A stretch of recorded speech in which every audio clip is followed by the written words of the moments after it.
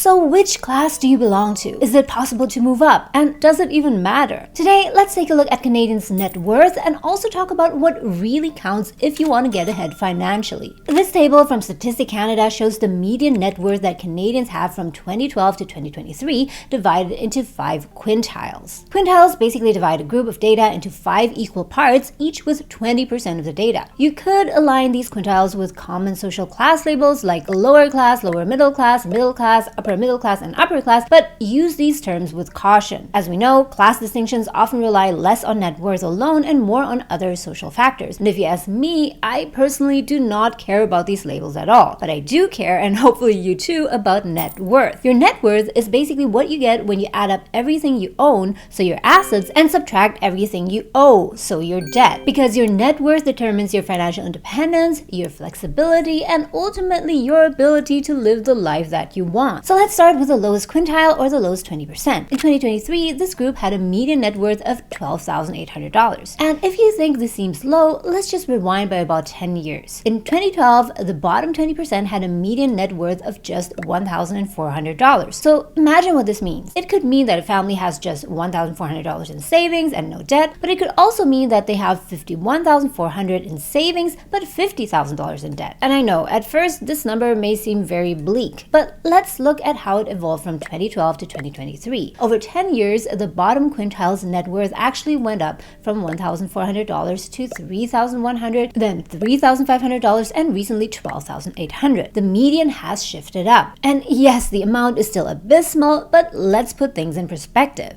Yes, a part of this group is hovering around the poverty line and poor retirees. But in this group are also a lot of very young people in their late teens and early 20s who have just entered the workforce. They are paid lowest on the wage scale, still burdened by student debt, and have just started to save money, as well as immigrants who are restarting their life in Canada. I'd say that when I first moved to Canada about 6 years ago, I also dropped into this bottom quintile for a while. Moving and going back to study again cost a lot of money, and it took a few years until we got back on the savings track again. The second quintile, so covering the 20 to 40th percentile of net worth, has a median net worth of $174,300 in 2023, looking a bit better already. Remember guys that we're talking about median numbers, which means half of the people in this group have more than that amount and the other half have less of this amount, and the number could be scattered across a very wide range. I'm guessing many of you watching right now have already hit a net worth of over $100,000 and still feel like it's a long way to go. But sometimes it helps to zoom out and look at the global picture. Out of 3.7 billion adults included in this study, only 671 million have a net worth of above $100,000. That means that if you're above that threshold, you're already in the top 18% globally. This group, the second quintile, has also evolved over the years with a median net worth of just $86,300 in 2012, going up to $86,300 in 2016, $101,700 in 2019, and finally $174,300 in 2023. And that's a far cry from the 12,000 and something of the lowest quintile. And here's my take, guys, and this might be controversial, although I don't think it should be at all.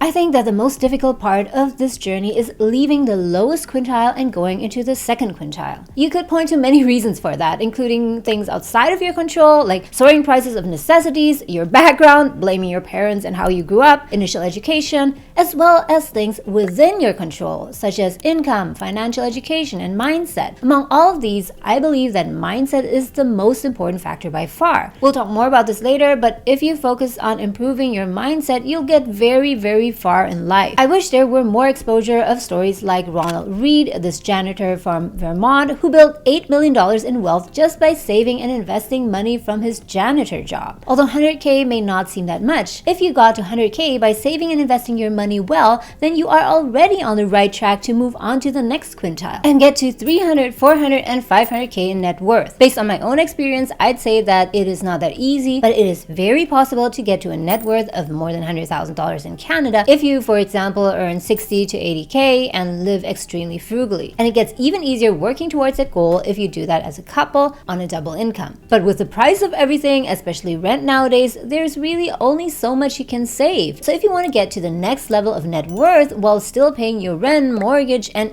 eat, then you need to seriously level up your income. In case you're on your way to your first 100K, then join me in this video here next, where I break down where my husband and I got to a net worth of 100K in Canada. By the way, guys, let me know in the comments down below, have you reached the second quintile yet? And before someone says in the comment, you should never compare yourself to anyone else, here are my 2 cents. Yes, comparison can be the thief of joy, but only if you make it so. Comparison can be useful if you use it to learn. Now, the middle quintile, made up of the 40th to 60th percentile and what you can very loosely call middle class, had a median net worth of $519,700 in 2023. And again, remember, this could mean that a household has $520,000 in investments and no debt, or it could also mean that they own a home worth $1,020,000 with $500,000 in debt and a lot of other combinations. This is what people often call being house rich and cash poor. In this group, the median net worth also went up from $314,700 in 2012 to $361,000 in 2016 to $381,100 in 2019 and finally $520,000 in 2023. But for many households, the increase might just be a result of an increase in property values. And that's something to really keep in mind, guys. Even if your net worth is $500,000, which sounds like a really decent number, you might still be far from achieving your actual financial goal. And this is why. Sure, owning your home provides security and a sense of permanence, and that's valuable, but you can't eat your house, or shouldn't.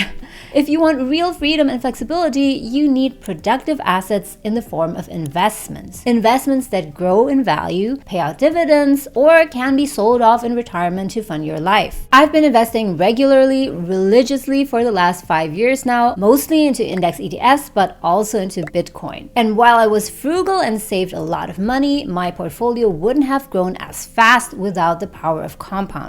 Picture this. If you start off with 100K today, but remember, you gotta have that money invested in a strong growing asset and not leave it in a low earning GIC or something like that. This is how you'll get to 500K. Keep that $100,000 invested, plus invest $1,600 each month in investments that earn you on average at least 8% per year. If you can do so, you'll be at $500,000 in 10 years from now. And just in case you haven't started investing yet, or you just don't like the bank or investment management firm you're with right now, you can get started investing fast and easy on online platforms like Wealthsimple. You can buy your stocks, ETFs, even crypto there. It's a Canadian platform, and I've been using Wealthsimple for about 5 years now, mainly because it's so easy to use and there are no account opening fees or trading fees for stocks and ETFs. And you can get a $25 bonus right into your new account when you use my referral link in the descriptions down below. Note that I'll earn a small commission if you sign up.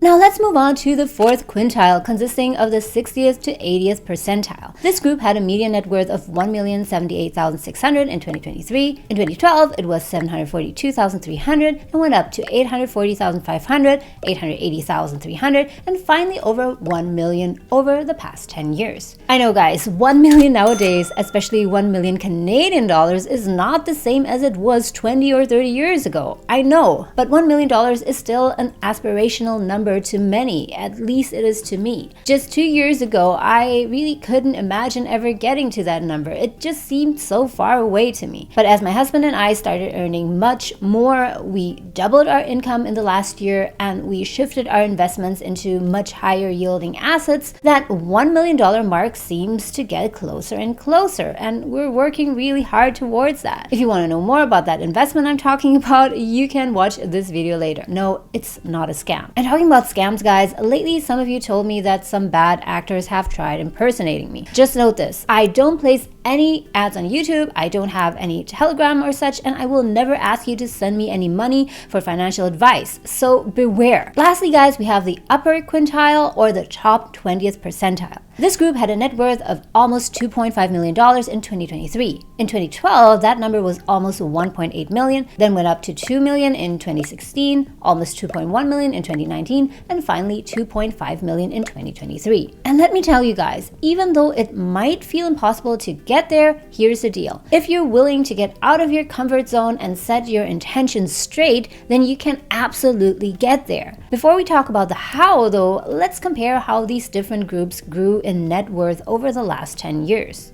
And here I want to debunk the assumption that people in the lower net worth class can't get anywhere. I've translated the numbers we just talked about into percentage increases in this table. See that among all quintiles, the lowest quintile grew fastest, percentage-wise, over the years. And there's good and bad news. The good news is that there is opportunity to grow fast even though your net worth is really low. The bad news though is that in the lowest quintile, growth happens from a really small base. Even though doubling your net worth sounds great in theory, but when you go from just 10,000 to 20,000 in 4 years, that's really not a lot. On the contrary, see that the highest net worth quintile has the lowest growth rates, but it doesn't matter as they're starting off from a much higher base. Even just 1% of $1 million is a significant $10,000, while 1% of 10,000 is just $100. So the point is that as you save, invest, and accumulate more wealth, your investments will do the heavy lifting for you. The earlier stages of growing your net worth will be much harder than the latter ones. And if you want to know why getting to your first $100,000 matters so much,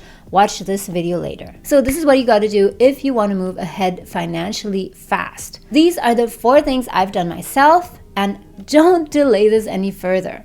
Number 1, if you're not saving enough, find ways to lower your living expenses further, even if this involves some extreme measures like moving back with your parents for a while. Number 2, invest any difference there is between your income and expenses regularly, and part of that into higher yielding assets. Note, this is not financial advice, guys. Always do your research before investing your money. Number 3, track your net worth. If you don't know what your net worth is, it's really hard to make progress. So pull up a piece of paper, add your assets, then subtract your debts, and remember that number, and make a plan for where you want to be in 1, 5, and 10 years from now. Number 4, this I believe is the most important thing, the prerequisite for building wealth, and that is to forget all about this concept of net worth classes. Personally, I don't care about these labels. I'm not saying that what class you belong to doesn't affect your life at all, but what I'm saying is that you shouldn't let that hold you back at all. Where you are now doesn't matter. What matters is where you want to go. And in this digital age, there are